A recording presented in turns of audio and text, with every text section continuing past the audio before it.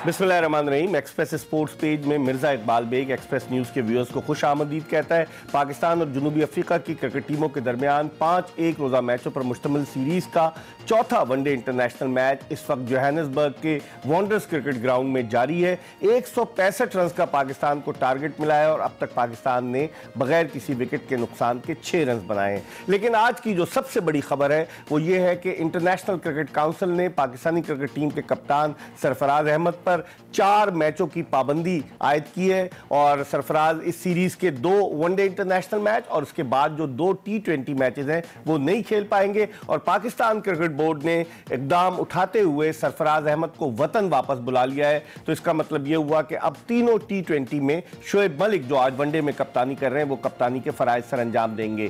क्या सरफराज अहमद की कहानी राशिद लतीफ से मिलती है या नहीं? इस दौरान जब हम आपसे गुफ्तगू कर रहे हैं तो कॉट बिहाइंड की अपील भी हुई है, लेकिन अभी तक तो कोई फैसला नहीं दिया अंपायर ने। लेकिन आपसे हम ये बताने जा रहे हैं कि क्या सरफराज अहमद की कहानी राशिद लतीफ से मिलती है? अगस्त 2003 मुल्तान क्रिकेट स्टेडियम मुल्तान, पाकिस्तान का मुकाबला बांग्लादेश और आलोक कपाली बैटिंग कर रहे थे। यासिर अली जिन्होंने अपने करियर का एक ही टेस्ट खेला था, डेब्यू किया था, वो बॉलिंग कर रहे थे और उनकी गेंद पर राशिद लतीफ जो कप्तान थे उन्होंने कैच लिया आलोक कपाली का और जब रिप्ले में अब आउट भी हो गए और जब रिप्ले में बाद में देखा गया तो वो जमीन से उठाया गया था कैच। उस वक्त के जो मैच रेफरी थे माइक प्रॉक्टर, उन्होंने 5 मैचों की पाबंदी आयद की। राशिद लतीफ के उस वक्त क्रिकेट बोर्ड से ताल्लुकात अच्छे नहीं थे और फिर क्या हुआ, राशिद लतीफ की जगह इंज़मामुल हक कप्तान बन गए पाकिस्तानी टीम के। तो क्या सरफराज की कहानी मिलती है नहीं? इस पर डिस्कशन के लिए और दीगर मौजूआत पर डिस्कशन के लिए हमारे साथ स्टूडियो में मौजूद हैं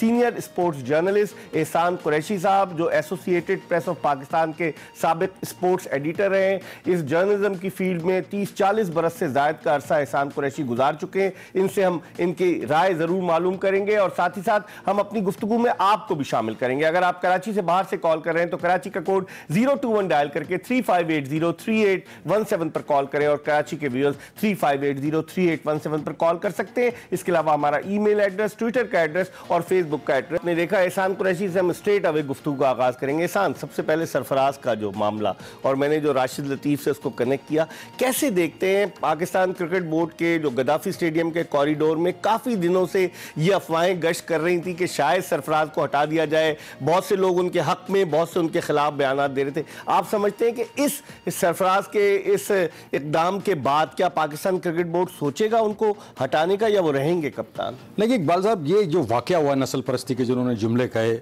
सेंचुरियन में, उससे पहले कोई ऐसा लग नहीं रहा था। ये जरूर था कि 3 टेस्ट मैचों की सीरीज जब आपने हारी उसके बाद आपको पता ना, हमेशा ये होता है, लोगों को पता था कि ये हम जीत तो सकते नहीं है। अगर जीत जाते तो बहुत उस पर हम शोर मचता और खुशियां मनाई जाती, लेकिन हम तीनों मैच हार गए। उसके बाद हमने थोड़ा सा दूसरा वनडे मैच जीत के थोड़ा सा कम बैक किया तो लोगों की खुशी की एक लहर, जैसे हमारे यहाँ जो है ना, अगर आप 10 मैच भी हार जाए, 1 मैच आप जीत जाए तो लेकिन ये सारी चीजें जो एकदम सिनारियो बदला है, ये सारा खुद अपने पैरों पर कुल्हाड़ी मारी है सरफराज ने।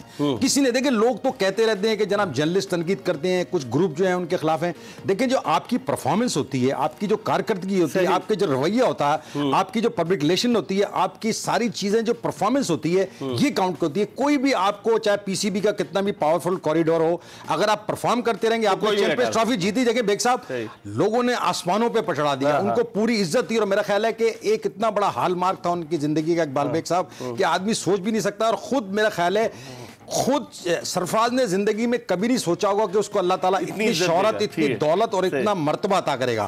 लेकिन हमारे यहाँ टर्न अराउंड जो चीजें होती है ना, तो बड़ा रैपिडली होता है। देखिए अब जैसे लोगों ने आज जैसे अनाउंसमेंट हुई तो आप हैरान होंगे कि इसका अनाउंसमेंट तो आईसीसी की तरफ से आया नहीं था, उससे पहले ही फाफ डू प्लेसेस ने ये इंडिकेटर्स दिया टॉस के वक्त। जी हाँ, टॉस के वक्त। और उसके बाद ये जब शोएब मलिक से जुमला हुआ तो उन्होंने भी गोलमाल बात की, लेकिन उसके बाद तकरीबन कोई 1-1:15 बजे के करीब आईसीसी का लोड किया गया, जिसके बाद हुआ। और उसके बाद जो अभी आपने जो ब्रेकिंग खबर दी है कि मैं जब निकला हूं तो वापस बुला लिया तो ये एक मेरा ख्याल है एक अच्छा फैसला किया है, थोड़ा सा सिनेरियो चेंज करें। लेकिन आपने देखा होगा, मैं जरा सा इसमें ऐड कर सकता हूं, आपको तो इंटरप्ट नहीं कर रहा हूं, कि आपने देखा कि ऑस्ट्रेलिया में भी एक वाकया हुआ था पिछले साल, नहीं ये दोनों का तो अभी जो वाकया उसमें 1 साल की पाबंदी लगाई, तो खतरात में तो सरफराज आ गए। लेकिन आपको पता है कि पाकिस्तान में चीजें बदलती रहती हैं। हमारा तो वो बच्चा है, हमने उसको बचपन से देख चुके, उन्होंने तस्लीम कर लिया था उस जुर्म उनको, तो उसके बाद अपील का चांस रहता नहीं है। एहसान क्या कहेंगे आप? नहीं, बिल्कुल ये ऑफिशियल वर्जन जो है इसमें बिल्कुल सही बात है कि जब उन्होंने अपनी गलती को तस्लीम कर लिया कि मैंने ये गलती की और उसने जाके माफ़ी मांग ली, तो उसके बाद मेरा ख्याल है कि अपील में नहीं जा सकते। मेरा भी ये ख्याल था कि अपील में जा सकते हैं, लेकिन ये जब क्लैरिफिकेशन आईसीसी की तरफ से आ गई तो मेरा ख्याल है कि हमें इसको मद्देनजर रखना चाहिए। सरफराज नवाज साहब क्या एहसान क्या कहेंगे अब आप? नहीं, देखिए अब जो बाकी मामला थे ना, देखिए ये सरफराज हमारे लिए एक बड़ा सिंबॉलिक प्लेयर था, उसने अच्छी परफॉर्मेंस दी, लेकिन अब देखिए ना बोर्ड का सपोर्ट है। देखिए अभी देखिए ना ये चीजें हैं ना जो वापस बुलाना है ना, ये एक नया पेंडोरा बॉक्स खोल रहा है। अगर ये वहीं रखते कायम तो ये कंट्रोवर्सी ना होती, लेकिन उन्होंने अब वो आखिरी वनडे में भी शोएब मलिक क़यादत करेंगे। ये जो नया इंडिकेटर आया है उसका मतलब है something is fishy and something kooky, इसमें कुछ भी हो सकता है। वरना ये अगर आप बैक करते हैं ना कप्तान को कि आप ये वहीं रहता, आप उसको सपोर्ट नहीं कर रहे, तो आईसीसी ऐसा महसूस हो रहा है कि सपोर्ट नहीं कर रहा क्रिकेट बोर्ड जो उनको बुलाने का फैसला है। वरना आमतौर पर क्रिकेट बोर्ड जो अपने कप्तानों को सपोर्ट करते हैं, तो इससे थोड़े से एप्रीहेंशंस क्रिएट हो रहे हैं जनरल पब्लिक में। ठीक है, एहसान कुरैशी हमारे साथ मौजूद है, लेकिन इस वक्त हमें टेलीफोन लाइन पर लाहौर से ज्वाइन किया लेग स्पिन गूगली बॉलिंग के जादूगर पाकिस्तान के फॉर्मर कैप्टन अब्दुल कादिर ने। अस्सलाम वालेकुम कादिर भाई। जी वालेकुम सलाम मिर्जा साहब। सबसे पहले सरफराज नवाज साहब को, एहसान साहब को मेरा बड़ा सलाम बोलिए। जी सरफराज साहब चले गए लाइन पे, इसलिए हमने आपको जहमत दी है। कादिर भाई इस पूरे सिनारियो को कैसे देखते हैं? इनकी देखिए जो आता किया है बातों का अब्दुल कादिर ने, बड़ी अच्छी रीडिंग करते हैं और जो सारी चीज़ें बताई ना, आप यकीन करें इसमें बड़ी जान है कि हमारी क्रिकेट को हम कहाँ लेके जा रहे हैं। असल में होता ये है कि हम एक मैच जीते हैं, हम आसमानों पर देखिए लड़कों में एक मुत्तहिद होना चाहिए, वतन परस्ती होनी चाहिए, पैट्रियाटिज्म होना चाहिए और सिर्फ पैसे की दौड़ नहीं होनी चाहिए। और जो इन्होंने कहा इमामुल हक का जो जेस्चर था, आपने उसके बारे में पूछा, मैं तो हैरान हूँ कि आप कोई बहुत बड़े लेजेंड हो, आप बड़े ऊंचे लेवल पे पहुंचे। 2017 में आप खेले और अभी आपने एक बैटिंग ट्रैक पे रन किया। हम आपकी सेंचुरी को किसी तरह भी कोई दुनिया की ताकत नलीफाई नहीं कर सकती, बिल्कुल। लेकिन ये जो आपका एटीट्यूड अभी से बन रहा है, ये आपके कैरियर के मुस्तकबिल के लिए ज्यादा अच्छा नहीं और आपको बड़ा डैमेजिंग और खतरात का सामना करना। आपने एक तरह से अपने क्रिटिक्स, देखे हमारा हक है, आपका हक है क्रिकेट का, वो हम अपना एक तासुर बयान करें, लेकिन हम प्लेयरों के दुश्मन नहीं होते। ये समझते हैं कि दुश्मन है तो आप अपने आप को कंपोज रखें और रिएक्ट ना करें। रिएक्ट करेंगे उसका फिर आपको रिएक्शन मीडिया के सामने मजीद देना पड़ेगा। एहसान कुरैशी से हमारी गुफ्तगू जारी है, एक ब्रेक ले रहे हैं और ब्रेक के बाद जब वापस आएंगे प्रोग्राम को मजीद आगे की तरफ बढ़ाएंगे, हमारा इंतजार कीजिएगा।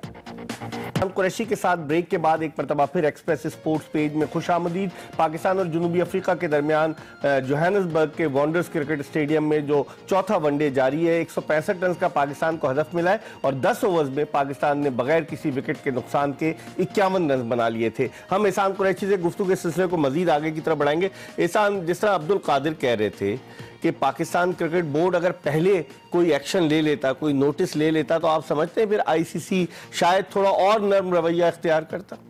देखिए आपको याद होगा, बिल्कुल उन्होंने वो अच्छा वाकया रिकॉल किया जो वाकया हुआ था इंग्लैंड में, स्पॉट फिक्सिंग का वाकया हुआ था। आमिर, सलमान बट वगैरह जिसमें इन्वॉल्व थे, आसिफ थी इन्वॉल्व थे। उस वक्त भी हमने गलती की थी और हमने एक बार फिर रिपीट गलती की। असल में बात यह कि ऐसा लगता है कि जो क्रिकेट बोर्ड के कॉरिडोर में लाहौर में जो हेडक्वार्टर में लोग फैले हैं वो पता नहीं डरते हैं।